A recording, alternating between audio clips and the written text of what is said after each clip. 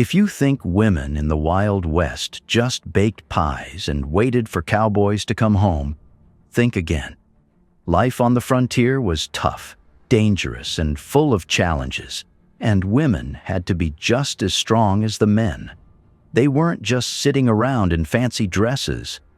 They were running farms, opening businesses, delivering babies, and sometimes even robbing banks. Whether pioneers, outlaws, or hard-working mothers, these women didn't just survive in the Wild West. They thrived.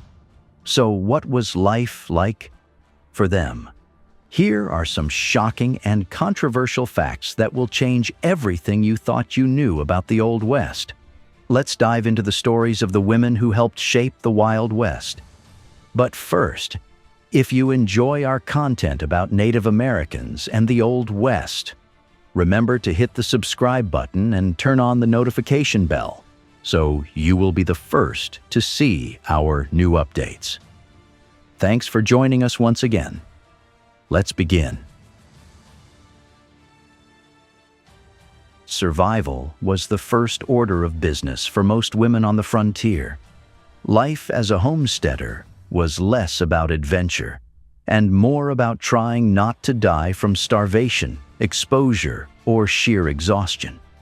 The Homestead Act of 1862 encouraged families to move west with the promise of free land. But what the government conveniently forgot to mention was that free land often came with rattlesnakes, droughts, and the constant threat of everything you owned being wiped out by a single bad storm. Women worked alongside men to clear land, build homes, and tend livestock, often while raising children and finding time to cook meals from whatever they could scrape together. If their husbands died or abandoned them, many took over and did the work themselves. One such woman was Frances Keyes, who moved from a comfortable life in the city to a remote ranch with her husband, Bill Keyes. Like many homesteaders, she quickly learned that the romanticized version of frontier life was about as accurate as a snake oil salesman's promises. Frances helped run the ranch, taught school, and managed community affairs, proving that in the Wild West, being a woman often meant doing the work of 10 people without complaint. Women like Frances kept settlements running, ensuring their families and communities did not simply collapse under the harsh conditions of frontier life. While some women battled the elements on homesteads, others saw an opportunity in the growing towns and turned to business. The men of the Wild West were often too busy gambling, drinking, and getting into unnecessary gunfights to run anything properly, so women stepped in and took charge. They ran boarding houses, general stores, laundries, and even saloons, proving that sharp business skills were as important as sharpshooting. Running a boarding house was not just about providing food and a bed. It meant breaking up fights, watching for thieves, and occasionally dealing with customers who forgot to pay. One of the most successful businesswomen of the time was Mattie Silks. Unlike many women in her profession, Mattie never worked as a prostitute herself, but instead ran a highly profitable network of brothels, becoming one of the wealthiest women in Denver. While most cowboys were barely scraping by, Mattie lived in luxury, proving that intelligence and business acumen were just as valuable as a gun in the Wild West. Other women, such as Mary Ellen Pleasant, an African-American entrepreneur, became wealthy by running boarding houses and using her money to support civil rights causes. These women were not just surviving the frontier, they were thriving in it. Not every woman wanted to play by the rules. Some decided that crime was a much faster way to success. The law was often flexible in the Wild West, and for those who were willing to take risks, the rewards could be great. Pearl Hart, known as the Bandit Queen, became one of the few women to rob a stagecoach successfully. She cut her hair, disguised herself as a man, and, alongside her partner Joe Boot, held up a coach in Arizona. She even gave one of her victims $1 back so he could buy food, proving that even criminals could have a heart. Unfortunately, Pearl's outlaw career was short-lived. She was captured, escaped, was captured again, and eventually faded into obscurity. Belle Starr took a different approach. Rather than simply robbing a stagecoach, she made crime a lifestyle. She rode with outlaws like Jesse James and the younger brothers, married multiple criminals, and somehow managed to live long enough to establish herself as one of the most infamous female outlaws of the time. She dressed the part, wearing elaborate outfits with buckskins, boots, and a dramatic feathered hat. Her life eventually ended in true outlaw fashion when she was mysteriously shot in the back. No one ever figured out who did it, which was fitting for someone who spent her life surrounded by criminals. While some women were breaking the law, others made history with their marksmanship. Annie Oakley became a legend with her ability to outshoot any man. She could hit a moving target while riding a horse, split a playing card in half with a single bullet, and even shoot a cigar out of a man's mouth. She became the star of Buffalo Bill's Wild West show, traveling the world and proving that a woman with a rifle was just as impressive as any cowboy. On the other hand, Calamity Jane took a slightly different approach to fame. While Annie Oakley maintained an image of grace and refinement, Calamity Jane drank whiskey, swore like a sailor, and dressed in men's clothing. She fought alongside soldiers, worked as a scout, and built a reputation as one of the toughest women on the frontier. While Annie Oakley impresses audiences with her precision, Calamity Jane impresses soldiers with her ability to drink, fight, and stay on her horse. While white women were carving out new lives in the West, Indigenous women were watching their world be destroyed. Native American communities had strong female leaders who managed food supplies, preserved traditions, and ensured the survival of their people. However, westward expansion brought forced relocation, violent conflicts, and the destruction of their way of life. The mass slaughter of buffalo was particularly devastating, as these animals were central to Native American survival. Pretty Shield, a Crow woman, described the pain of watching settlers waste buffalo while her people starved. Indigenous women also faced forced assimilation. Their children were taken to government-run boarding schools, where they were forbidden to speak their languages or practice their traditions. Despite these hardships, many Indigenous women resisted. Lozan, a warrior of the Apache tribe, fought alongside her brother to defend her people from the U.S. Army. Buffalo Calf Road Woman, a Cheyenne warrior, played a crucial role in the Battle of the Rosebud, where she rescued her wounded brother and turned the tide of battle in favor of her people. These women were not just victims of westward expansion. They were fighters, leaders, and symbols of resistance. The Wild West was not just a man's world. Women were at the heart of frontier life, doing everything from running businesses to robbing banks, from outshooting men to leading their communities. They endured hardships, faced impossible odds, and still managed to carve out a place for themselves in history. One of the biggest challenges was the lack of legal rights. Women were often treated like property rather than people. If they were married, everything they owned, including their wages, belonged to their husbands. In most cases, they could not vote, own land, or even have a say in important decisions. If a husband gambled away the family's home in a poker game, the wife had no legal way to stop him. Pearl Hart, a well-known female outlaw, was one of the few women who openly protested this injustice.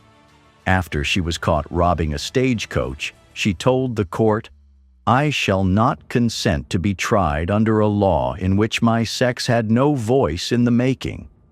The judge was unimpressed and sentenced her anyway, but her words showed how frustrated many women were with the system. Some places, like Wyoming, did give women the right to vote as early as 1869, but not necessarily for noble reasons. The real reason was that too few women were in the territory, and lawmakers hoped this would encourage more to move there. Other states were much slower in allowing women to have a political voice. For most women, the law remained something they had to follow, but had no power to change. Even beyond the legal system, daily life was brutal.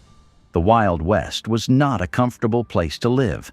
The weather was extreme, with scorching summers and freezing winters. Farming was unpredictable, and a bad season could mean starvation.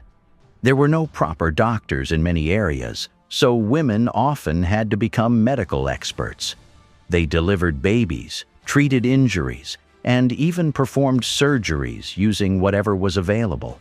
Sometimes whiskey, sometimes sewing needles. Some women even had to stitch up their wounds because there was no one else around to do it. The danger was everywhere. A woman could wake up to find her crops destroyed by a storm, her cattle stolen by rustlers, or her family suffering from a deadly illness. If she could not fix the problem herself, no one else would. Some women, like the famous sharpshooter Annie Oakley, became expert marksmen, proving they could defend themselves just as well as any man. However, as if legal and physical challenges were not enough, society also made life difficult. Women were expected to be pure and ladylike, yet towns were filled with saloons, gambling halls, and brothels, all of which depended on women's labor. Many women had no choice but to work in these places, and while some became rich, they were still treated as outcasts. Madame Mary Miller, for example, was thrown in jail not for running a brothel, but for depressing real estate values. As if the men who visited her establishment were not part of the problem. Even women who refused to follow traditional roles faced judgment. Calamity Jane, for example, was a tough, independent woman who drank, swore, and dressed like a man. If she had been born a man, she would have been admired as a rugged cowboy. But she was often treated like an oddity because she was a woman. Women were expected to act a certain way, and those who did not were ridiculed or ignored. Despite all these struggles, women in the Wild West were strong, smart, and determined. They fought for their rights, survived harsh conditions, and built successful lives despite the odds. Some became outlaws to make a statement. Others became business owners to gain independence, and many did whatever was necessary to keep themselves and their families alive. One of the most significant ways women helped change the West was through education. The frontier was rough and often lawless, but the need for schools and teachers grew as families settled in new towns. Women stepped up to fill this gap, becoming some of the West's first and most influential educators. Many of these teachers worked in one-room schoolhouses, teaching children of all ages in a single class. Their job was far from easy. They often lived in harsh conditions, dealing with extreme weather, isolation, and poorly funded schools.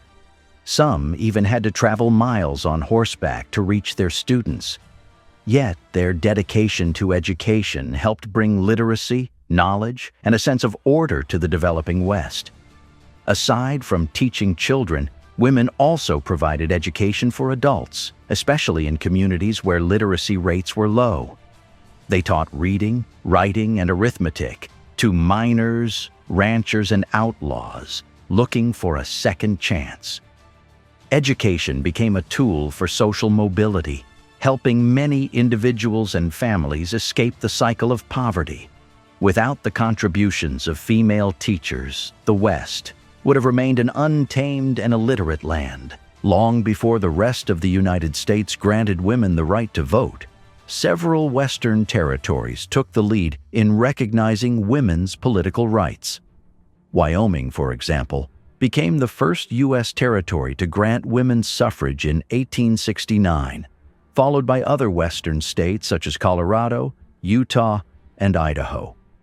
While some of these decisions were politically motivated, officials hoped to attract more women to the male-dominated West.